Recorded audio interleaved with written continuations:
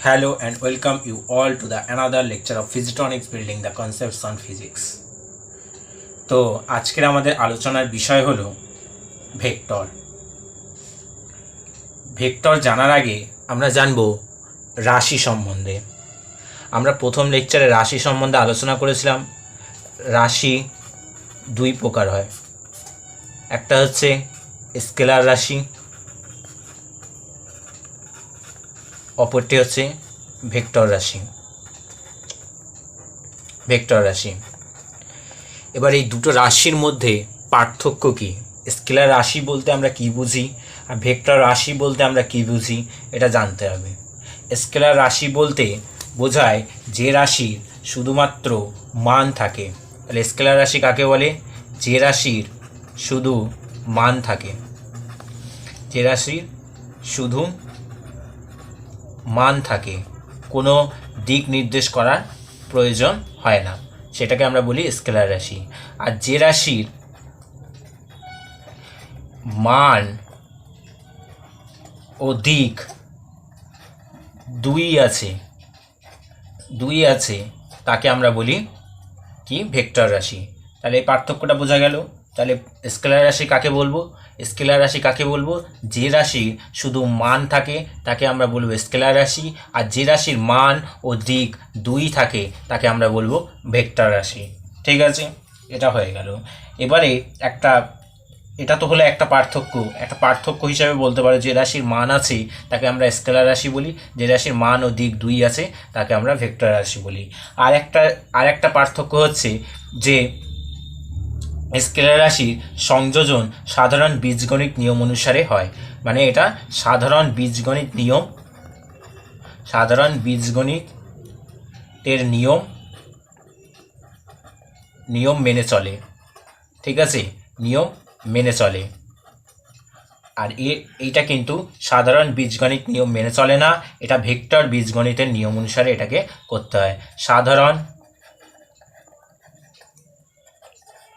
বীজগণিতের নিয়ম মেনে চলে না। ঠিক আছে, সাধারণ বীজগণিতের নিয়ম মেনে চলে না, ভেক্টর বীজগণিতের নিয়ম মেনে চলে। এবার ভেক্টর বীজগণিতের নিয়ম একটু অন্যরকম হয়, সেটা আমরা পরে জানবো, নিয়ম অনুসারে হয়। ঠিক আছে, সাধারণ বীজগণিত নিয়ম মেনে চলে না, এটা ভেক্টর বীজগণিত নিয়ম অনুসারে এর যোগফল বিয়োগফল যাই হোক না কেন সেটা হয়। ঠিক আছে, এটা হচ্ছে দুটো পার্থক্য। সাধারণ বীজগণিত নিয়ম মেনে চলে, স্কেলার রাশি সাধারণ বীজগণিত নিয়ম মেনে চলে, এটা সাধারণ বীজগণিতের নিয়ম মেনে চলে না, ভেক্টর বীজগণিত নিয়ম অনুসারে এর যোগ বিয়োগ হয়। ঠিক আছে, এটা হয়ে গেল আমাদের রাশি কয় প্রকার এবং তাদের সম্বন্ধে আলোচনা। ঠিক আছে, এবার একটা ভেক্টরকে যখন লেখা হবে, একটা ভেক্টরকে কিভাবে নির্দেশ করা হয় সেটা আমরা জানব। ধরা যাক কোনো একটা ভেক্টর এ বিন্দু থেকে যাত্রা শুরু করেছে এবং বি বিন্দুতে পৌঁছেছে। এটা হয়ে গেল ভেক্টরের কতটা মান, সেই দূরত্বটা মেপে নিলে আমরা পেয়ে যাব মান। আর যে দিক বরাবর গেছে সেটাকে আমরা অ্যারো দিয়ে ডিনোট করি। অর্থাৎ এখানে এই ভেক্টরটাকে আমরা যদি এ ভেক্টর দিয়ে লিখি, তার মানে এবি ভেক্টরটাই হচ্ছে, এবি ভেক্টরটা উপরে অ্যারো দিয়ে এবি লিখে উপরে অ্যারো এ ভেক্টর দিয়ে সূচিত করা হয়। ভেক্টর সূচিত করা হয় কীভাবে? তার মানটা লেখা হয়, এটা হচ্ছে এর মান এটা, আর দিক আমরা নির্দেশ করলাম উপরে একটা অ্যারো চিহ্ন দিয়ে। তার মানে দিক নির্দেশ করব কি করে? একটা অ্যারো চিহ্ন দিয়ে আমরা ভেক্টরের দিক নির্দেশ করি।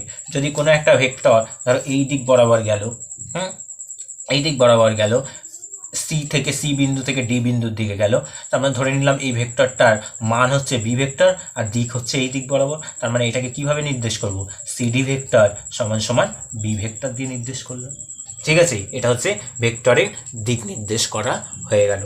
ঠিক আছে, এইভাবে আমরা ভেক্টরের দিক নির্দেশ করে থাকি। ঠিক আছে, এই ভেক্টর দুটো জিনিস মনে রাখবি।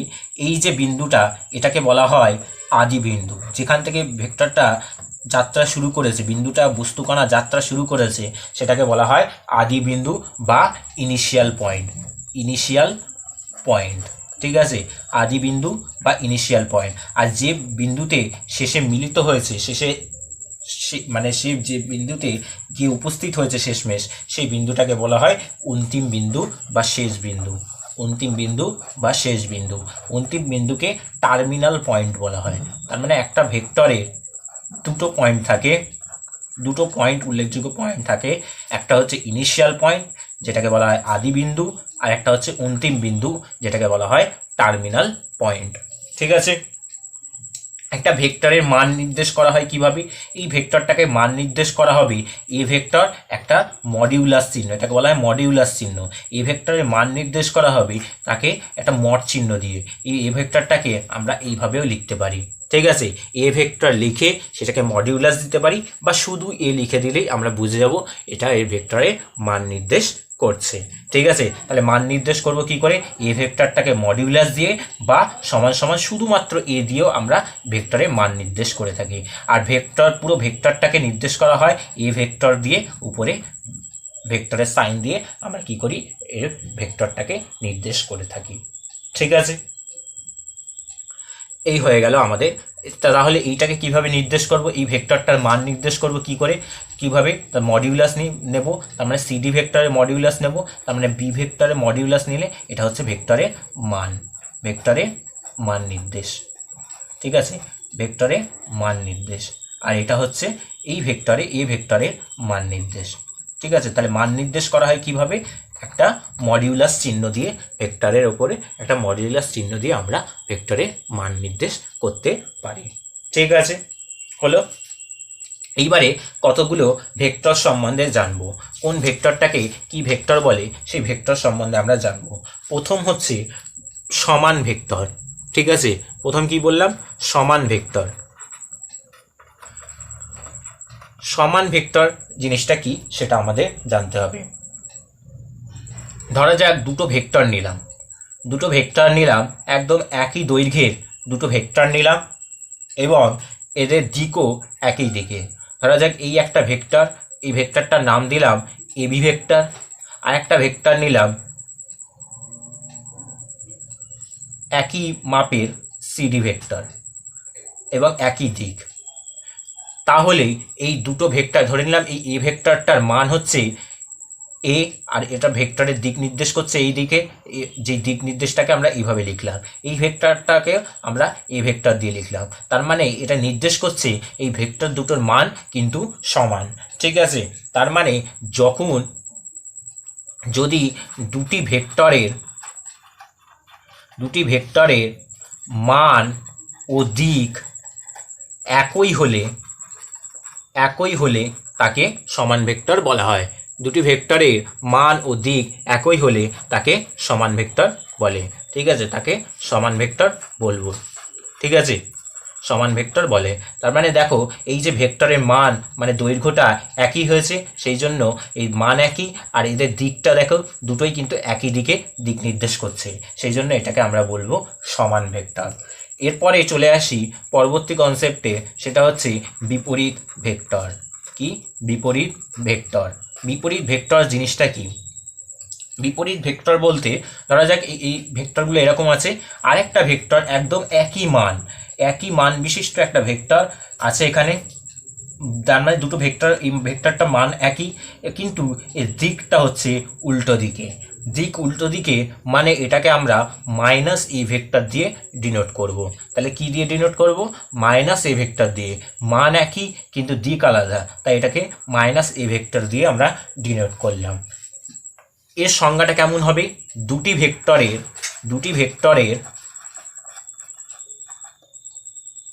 পরম মান বা মান সমান। ঠিক আছে, মান সমান কিন্তু তাদের অভিমুখ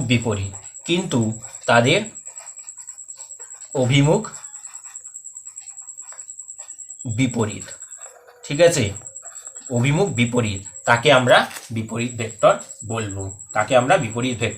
বলবো। তার মানে এখানে আমরা বলতে পারি, এটাকে যদি আমরা নাম দেই ইএফ ভেক্টর, তার মানে আগেরটাই কি ছিল? এবি ভেক্টর সমান সিডি ভেক্টর ছিল, কিন্তু এখানে কি হয়েছে? এবি ভেক্টর সিডি ভেক্টর কার সমান হবে? Minus EF vector. ইএফ ভেক্টরের মাইনাস নিলে তাহলে তার সমান হবে। ঠিক আছে, ইএফ ভেক্টরে মাইনাস নিলে তারপরে সেটা সমান হবে, ঠিক আছে। তখন মাইনাস নিলে আর এখান থেকে মাইনাসে তাহলে প্লাস এ হয়ে যাবে, ঠিক আছে। এটা আমাদের মনে রাখতে হবে। বিপরীত ভেক্টর মানে শুধুমাত্র দিকটা পাল্টে যাবে, ঠিক আছে, মান একই থাকবে, দিকটা পাল্টে যাবে, ঠিক আছে। এবারে আসি পরবর্তী কনসেপ্টে, সেটা হচ্ছে একরেখীয় ভেক্টর। একরেখীয় ভেক্টর বলতে কি বুঝি, একরেখীয় ভেক্টর বলতে কি বোঝায়, ঠিক আছে। যদি একাধিক সমান্তরাল ভেক্টর, সেটা একমুখী হতে পারে বা বিপরীতমুখী হতে পারে, তারা যদি একটা রেখার উপরই অবস্থান করে তখন সেটাকে আমরা বলবো একরেখীয় ভেক্টর। ধরা যাক একটা ভেক্টর আমরা নিলাম এবি ভেক্টর, ঠিক আছে, আর একটা নিলাম ধরো এই দিক বরাবর আছে, সেটা হচ্ছে বিসি ভেক্টর, আর একটা ভেক্টর নিলাম সেটা হচ্ছে সিডি ভেক্টর, ধরো এই দিক বরাবর আছে। তার মানে এখানে দেখো ভেক্টরগুলো সবটাই একটা রেখার উপরে আছে না, একটা রেখার উপরেই সব ভেক্টরগুলো আছে, কিন্তু তাদের দিক কোনোটা এই দিক পূর্ব দিক, কোনোটা পশ্চিম দিক, কোনোটা পূর্ব দিক, এইভাবে দিক নির্দেশ করা আছে।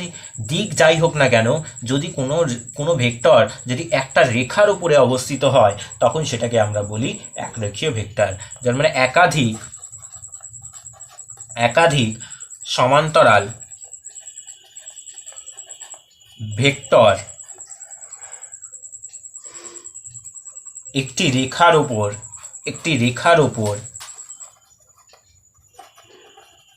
একমুখী বা বিপরীতমুখী, একমুখী হতে পারে বিপরীতমুখী হতে পারে, ঠিক আছে, একমুখী বা বিপরীতমুখী হলে তাদেরকে আমরা একরেখীয় ভেক্টর বলি, ঠিক আছে, তাদের একরেখীয় ভেক্টর বলে, ঠিক আছে।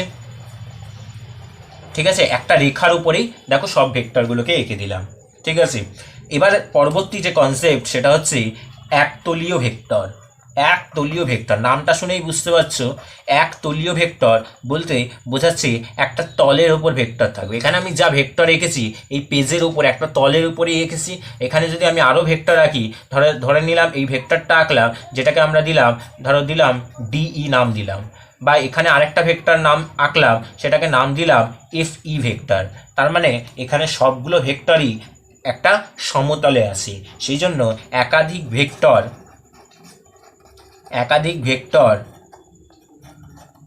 যখন একই সমতলে থাকে, দেখো একই সমতলে মানে একটা পেজের উপরেই আমি এঁকেছি, একই সমতলে থাকে, তখন তাকে একরেখীয় ভেক্টর বলে, তখন তাকে একরেখীয় ভেক্টর আমরা বলবো, ঠিক আছে। একরেখীয় ভেক্টর কাকে বলবো, যখন কোনো ভেক্টর যখন একটা তলের উপরে থাকবে, ভেক্টরগুলো একটা তলের উপরেই আছে, এই পেজের উপরেই কিন্তু আমি এই ভেক্টরগুলোকে এঁকেছি, তার মানে একটা তলের উপরে আছে, সেই ভেক্টরগুলোকে আমরা বলবো একরেখীয় ভেক্টর। এখানে সব ভেক্টর মানে এবি ভেক্টর বলো, বিসি ভেক্টর, সিডি ভেক্টর, ঠিক আছে, ডি ভেক্টর, ঠিক আছে, ডি ভেক্টর, ঠিক আছে। এখানে ডি না, এখানে নাম দাও অন্য কিছু নাম দাও, এটা হচ্ছে ধরো না ই এফ নাম দিলে, ঠিক আছে, অন্য নাম দাও, আর এটাকে ধরো জি এইচ নাম দিলে, ঠিক আছে, আলাদা ভেক্টর। তার মানে এখানে সিডি ভেক্টর, ইএফ ভেক্টর, ঠিক আছে, জিএইচ ভেক্টর সব কিন্তু আমাদের একতলীয় ভেক্টর, ঠিক আছে, একতলীয় ভেক্টর। এবারে পরবর্তী কনসেপ্ট, যেটা ইম্পর্টেন্ট কনসেপ্ট, এতগুলোর মধ্যে সব থেকে ইম্পর্টেন্ট সেটা হচ্ছে একক ভেক্টর।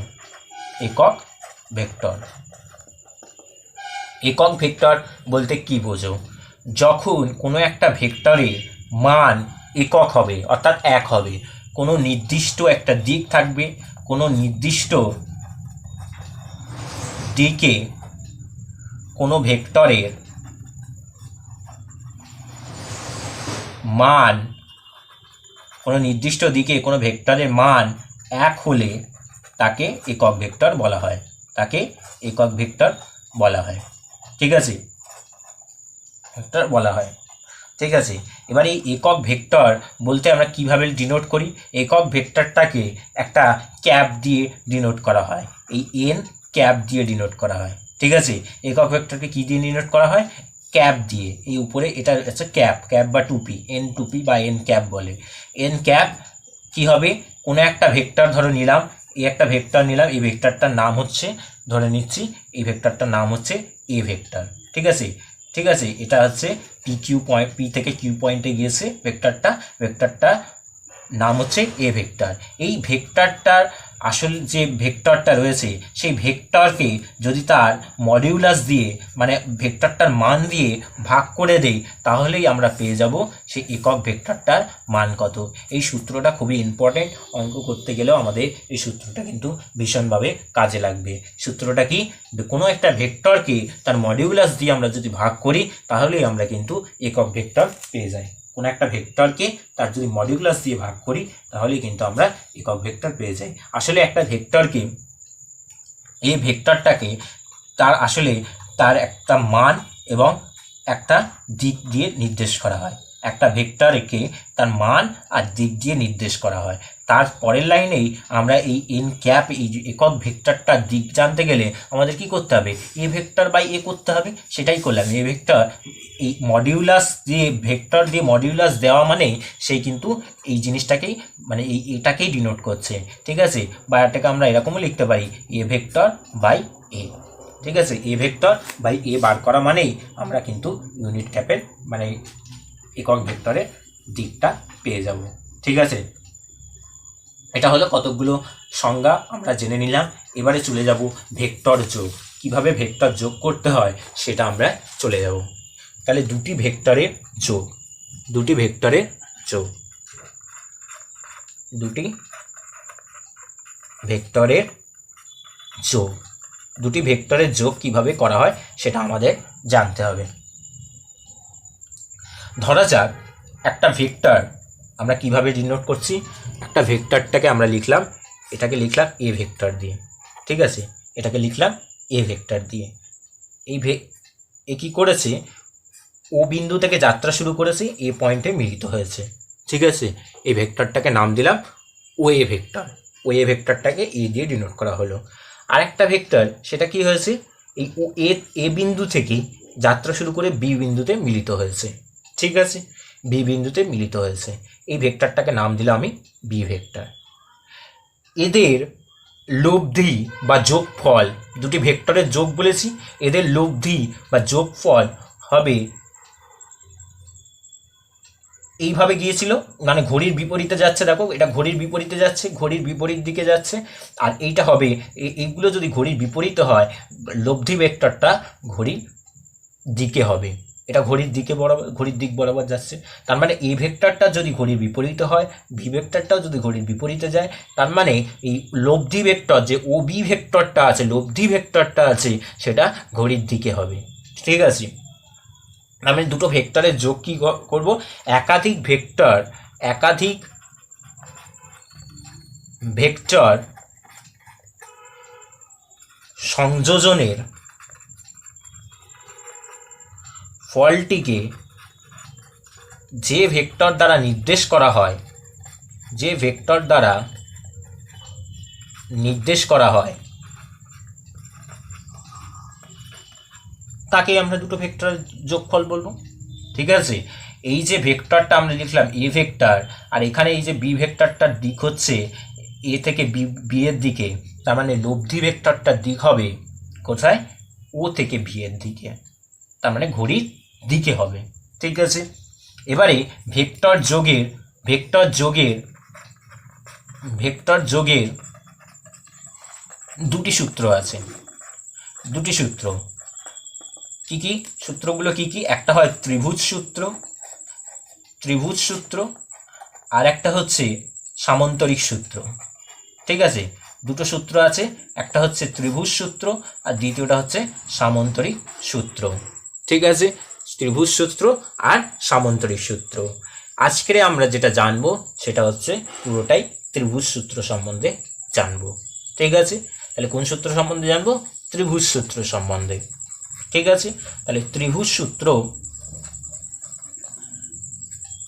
কি, ত্রিভুজ সূত্র কি, যদি ভেক্টর যোগের ত্রিভুজ সূত্রটি বর্ণনা করো বা লেখো, ত্রিভুজ সূত্রটি যদি লিখতে বলে তাহলে এই ছবিটাকেই আমাকে বর্ণনা করতে হবে।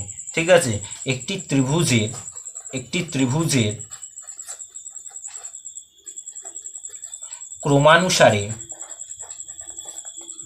ক্রমানুসারে গৃহীত দুটি বাহু দুটি ভেক্টরের, এই যে দুটো বাহু ওএ আর এবি, দুটি ভেক্টরের মান ও দিক সূচিত করলে বিপরীত ক্রমে গৃহীত তৃতীয় বাহুটি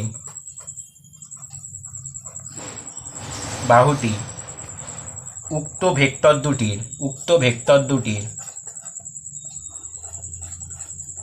লব্ধির মান ও দিক নির্দেশ করে।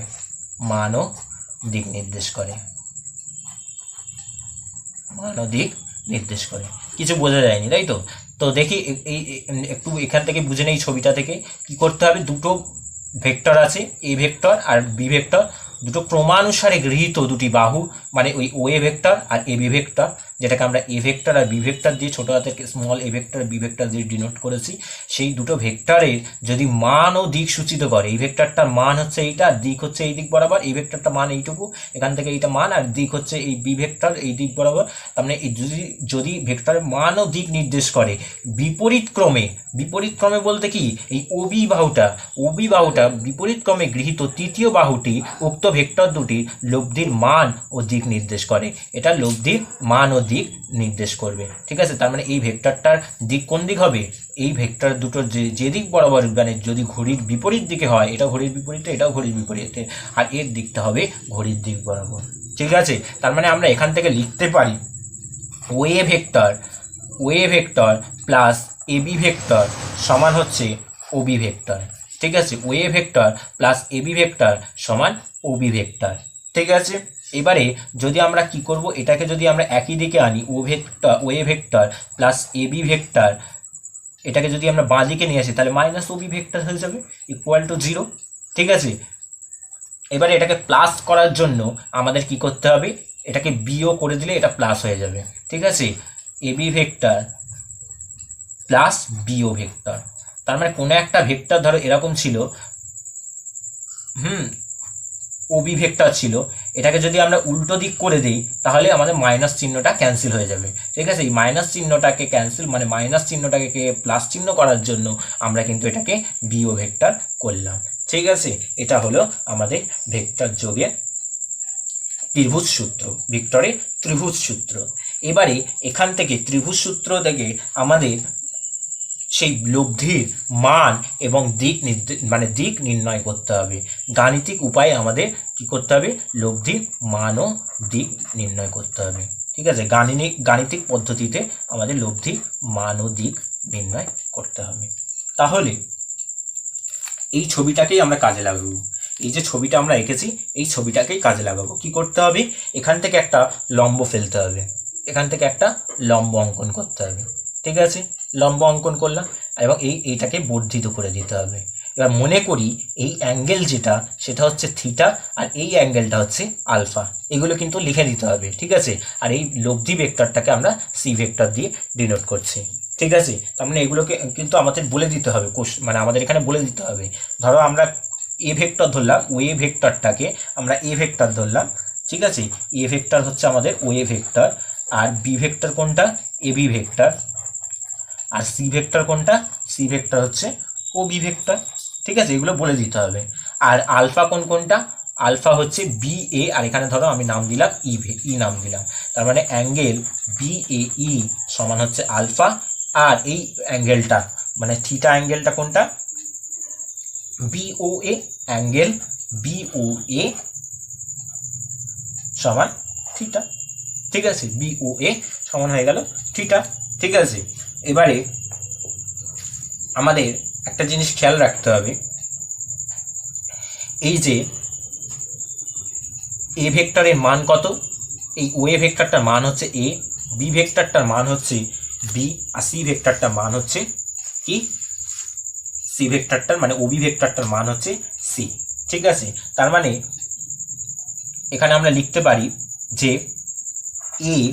এ মানে হচ্ছে মডিউলাস অফ এ, ঠিক আছে, এটা হচ্ছে ও এ রেখাংশের দৈর্ঘ্য, ঠিক আছে, ও এ রেখাংশ দৈর্ঘ্য। অনুরূপভাবে এ বি রেখাংশের দৈর্ঘ্য কত? বি, তার মানে বি সমান সমান বি ভেক্টরের মডিউলাস, এটা হচ্ছে এ বি রেখাংশের দৈর্ঘ্য, ঠিক আছে, এ বি রেখাংশের দৈর্ঘ্য, ঠিক আছে। এবারে পরেরটায় চলে আসি। সি মানে হচ্ছে মডিউলাস অফ সি, এটা এই সিটা হচ্ছে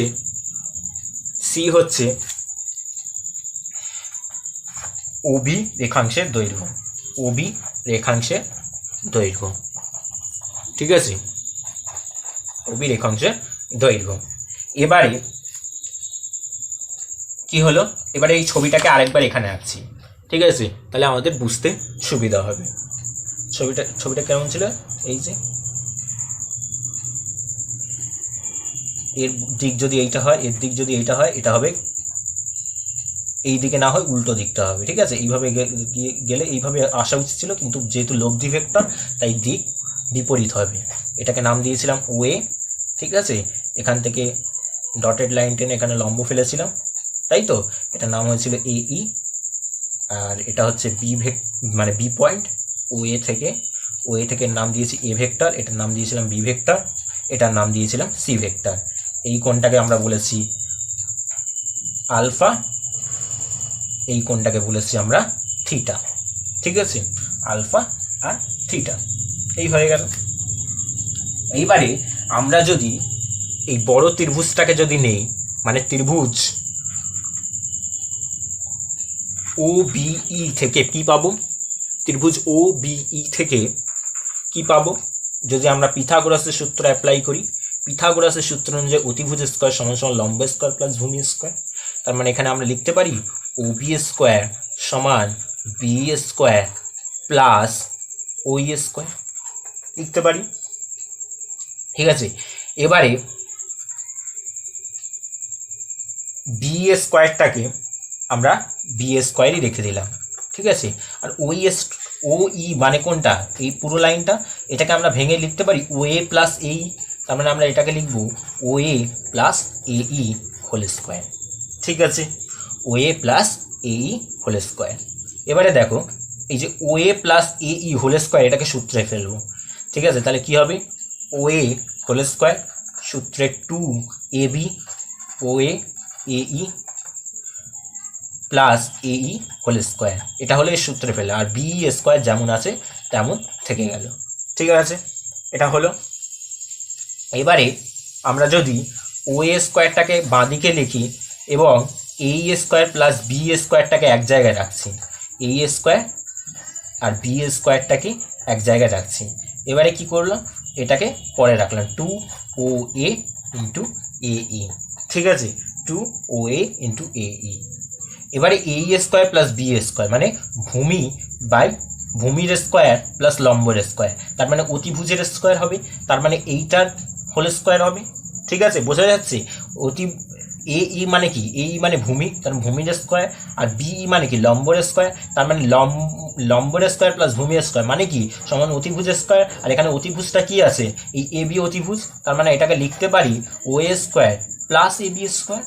আর এখানে কি করব, প্লাস 2OA একটা জোর করে এ বি লিখলাম উপরে, আর এই দিয়ে এ বি দিয়ে ভাগ করে দিলাম, একটা এ বি দিয়ে গুণ করলাম, একটা এ বি দিয়ে ভাগ করলাম, ঠিক আছে।